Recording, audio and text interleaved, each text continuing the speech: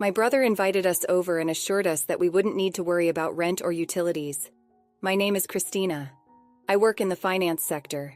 My husband, whom I'll call Douglas, is a car mechanic. We live in my childhood home. By childhood home, I don't mean that my parents live there. My family home is a long-standing family business where my father used to be the CEO. I have a brother who originally planned to take over my father's company, so he majored in economics in college. On top of that, my talented brother studied abroad at Oxford University, learned more about business management, returned to the United States, and worked with my father for several years.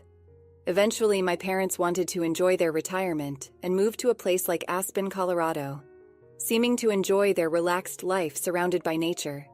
Since my brother was given the company in return, my parents passed down the family home to me, their daughter. I decided to live there with my husband. The house is conveniently located with excellent access to public transportation, less than a 5-minute walk from the train station. Commercial facilities, hospitals, and schools are also within walking distance.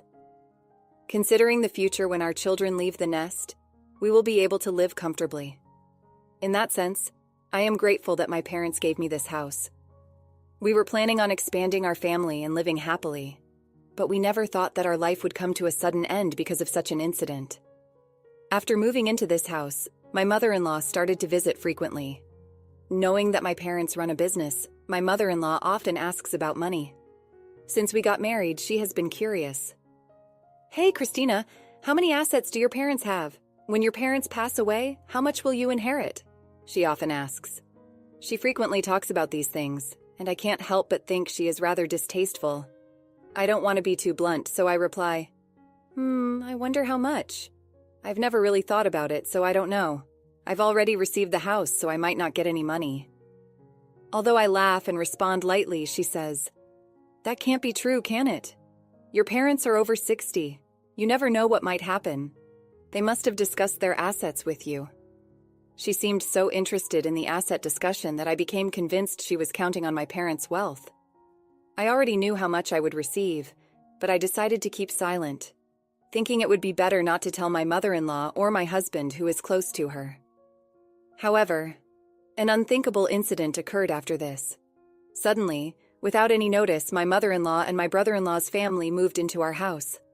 Around 8 a.m. on a holiday, the doorbell rang unexpectedly. When I opened the door, there were movers. "Ha! Why are the movers here?" I asked, surprised and confused. My mother-in-law and my brother-in-law's family arrived and said, "We're going to be living here from today, so please take care of us." When I saw their grinning faces, chills ran down my spine. Just then, my husband woke up. When I asked him to explain the situation, he said nonchalantly, "What's the problem if Mom and the others move into this house? It's so spacious, so you should be able to spare some room." He spoke as if it was only natural to give them some space. I was surprised enough that we were living together. But then my sister-in-law said something even more outrageous. "We were invited by your brother, Christina. Since he called us, we're not going to pay any rent or utilities, so we're counting on you." My brother-in-law intruded into various rooms without permission and said, "This room has good sunlight, so give it to us, Douglas. Move all the stuff in here out to the hallway." I felt dizzy at this exchange. This is my house, but they were opening rooms here and there, trying to use them as their own. My mother-in-law and sister-in-law's family had been lacking common sense for a while, especially my sister-in-law, who had rummaged through my bag without permission before. If things continued like this, they would take over my room. "Enough is enough! This is my house! Why are you acting like you own this place? I've had it! I want everyone to get out!" I normally don't lose my cool or raise my voice in anger, but having these people move into the house my parents gave me without permission and treating it like it was theirs was something I could not stand. That's why I lost control of my emotions and shouted at all three of them. But then, something unexpected happened. "How dare you talk to us like that? You're the one who should get out!" The moment those words were spoken, I felt a severe pain in my cheek. Wait, did I get slapped? I realized what had happened a few seconds after being hit. I was stunned. I couldn't believe what had happened, and all that was left was a throbbing pain in my cheek. At that moment, I felt something snap inside me. I can't live with people who would do something like this, but this house is mine. I don't want them living here like parasites. I packed up my things to leave the house, intending to inform my family about this. I had to find a place far away from home, so I rented a monthly apartment for the time being. From there, I would have to commute to work. The moment I told my parents about it over the phone, I could tell they were furious, even through the phone, especially my dad. He is very doting and has always adored me and my brother. He was a strict CEO, but as a father, he was always kind and quick to help when we were in trouble. I didn't want to involve my parents, who were just about to retire, in something like this, but I was forced to because my inherited house was being taken away from me. While I was living in the monthly apartment, I was sure my husband and his family were freely using my house. So I decided to do something that my brother and father suggested. A few days later, I checked my phone during my break and found dozens of missed calls and messages from my husband. I knew why he was calling. I called the water company and the electric company to cut off the utilities. Our house is all electric, so nothing works without electricity, and we haven't installed solar panels yet, so there's no way to supply electricity. It's very hot right now, so it must be pretty tough without electricity and water. The calls from my husband were probably to do something about it. Just as I was about to ignore it, my husband called again, timing it perfectly with my break. "Hey, what's going on? There's no electricity and the water isn't working. You stopped the electricity and water, didn't you?"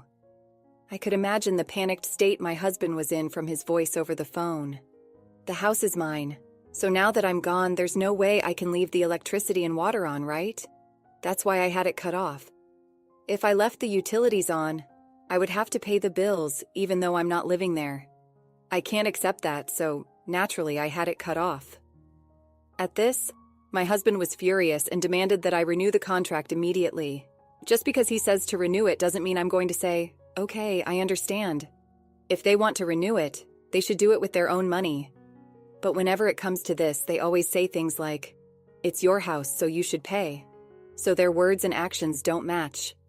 Anyway, I have no intention of renewing the contract. "If you don't like it, then get out of the house right away," I said. After saying only that, I hung up the phone because my break was ending. Afterward, my mother-in-law, my sister-in-law, and my brother-in-law all called me. All of them were saying the same thing. They wanted me to get the electricity and water hooked up. Their room was hot and uncomfortable. They said it was inconvenient without water. But all of this was their problem, not mine. After listening to everything they said, I told them to handle it themselves and hung up the phone. I figured they were just greedy for money and thought they would give up and leave soon. However, even after a week passed, there was no sign of them leaving, so I decided to push them further. I consulted with my father's company's lawyer about the situation and asked him to send a notice to my husband. The content of the notice was about trespassing. They had barged into the house I owned without any consultation, drove me out of it, and were using it as their own. I explained to the four of them who used this malicious tactic that I was considering taking legal action. Hey, what's going on? Why did I get such a document from a lawyer? Was it necessary to go this far? My husband, who seemed panicked and not expecting me to go this far, came to me for a settlement. Knowing how concerned they are about their public image, the prospect of being sued would be extremely damaging to them mentally. They wanted to avoid dealing with a lawyer at all costs, but they didn't want to give up their current lifestyle, so they were probably scheming to persuade me to let them continue their current lifestyle. I could see through what my husband was thinking like it was in the palm of my hand. That said, there was no way I could listen to what they had to say, so I didn't comply with my husband.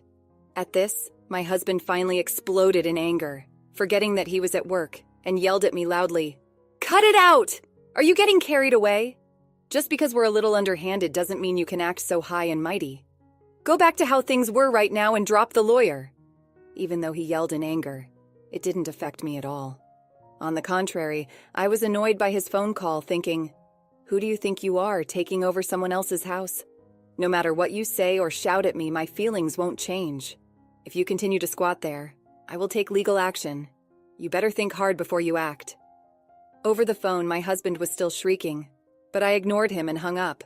This was a waste of time, and I had already talked to my lawyer about divorce.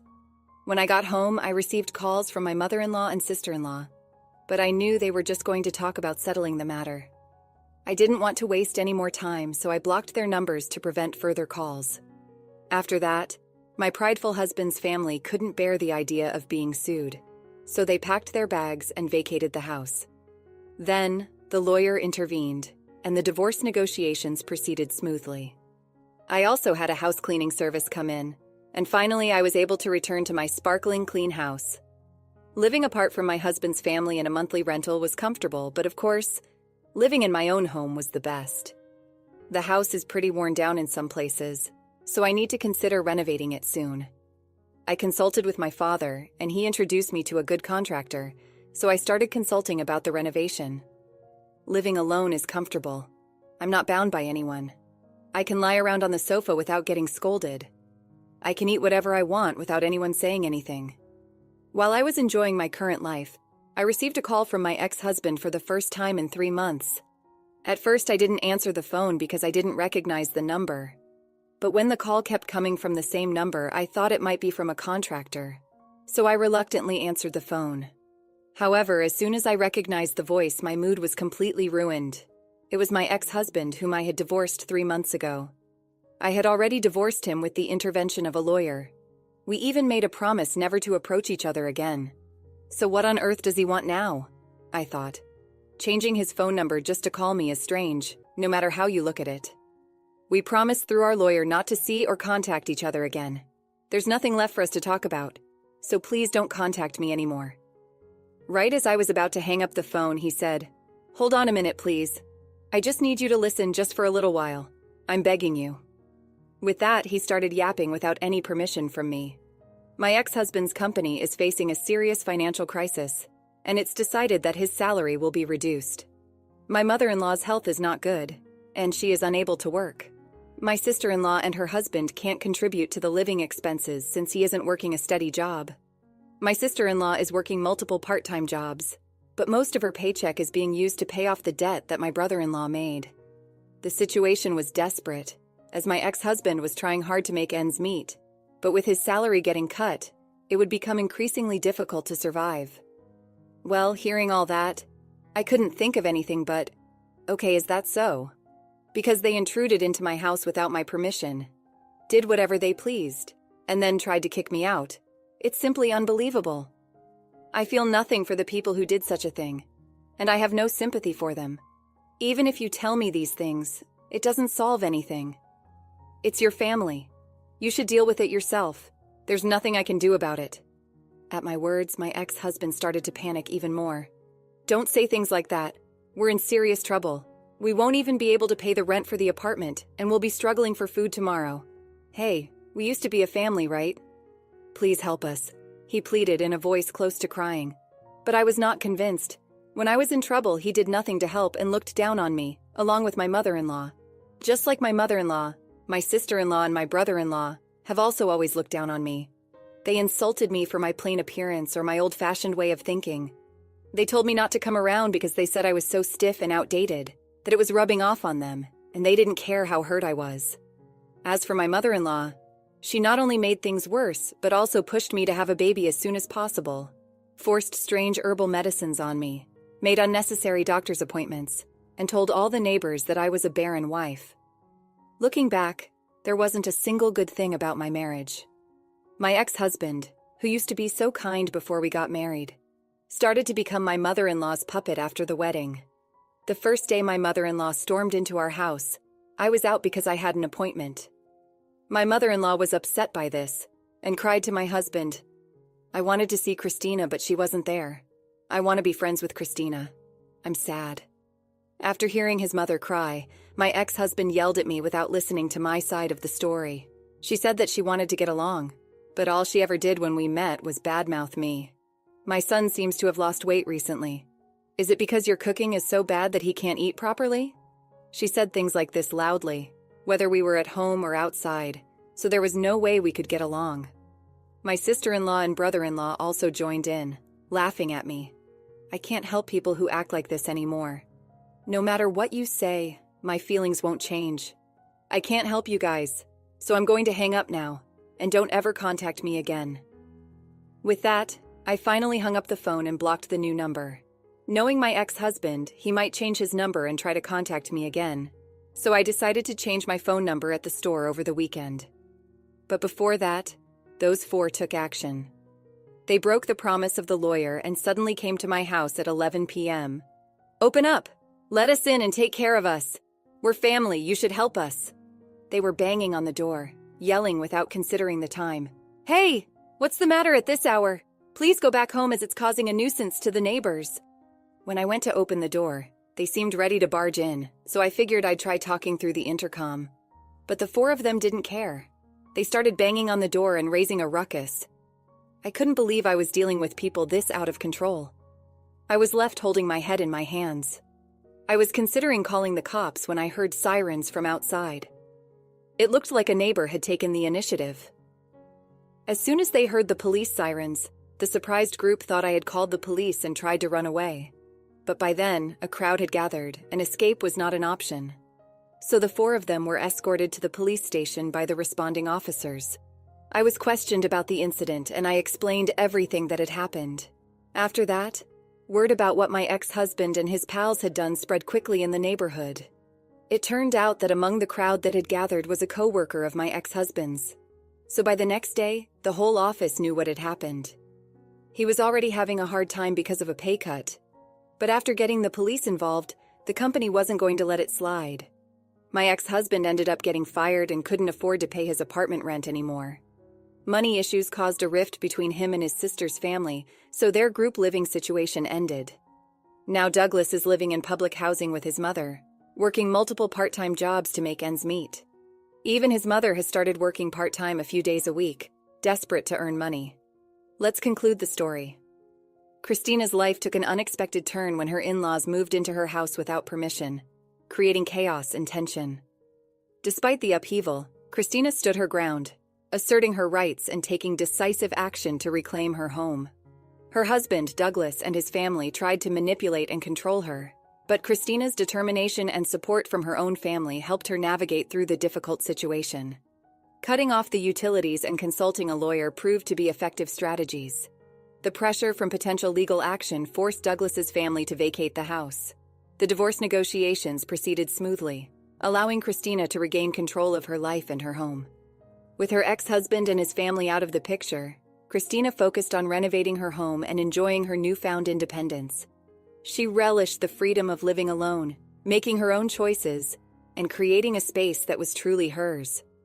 Despite attempts by her ex-husband to seek help due to his financial troubles, Christina remained resolute, refusing to be drawn back into their toxic dynamics.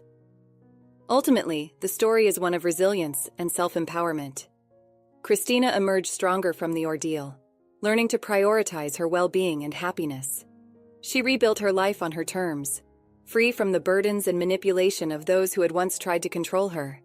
Her journey serves as a reminder of the importance of standing up for oneself and the value of a supportive family.